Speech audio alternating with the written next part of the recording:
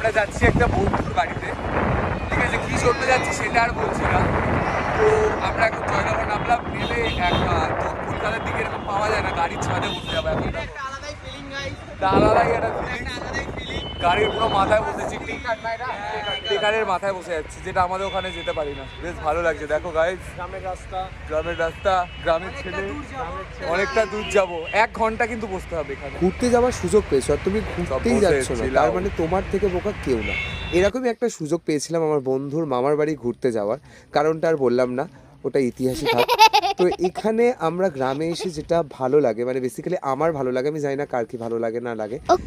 আমাদের কলকাতা শহরের এত ব্যস্ততার জীবনে মানে ওখানে এত আওয়াজ, পলিউশন, সাথে নেচারটাকে আমরা মিস করে যাই। সেটা তার অপোজিট, মানে গ্রামে এসে সেটা কিন্তু ফিল করতে পারবে প্রপারভাবে।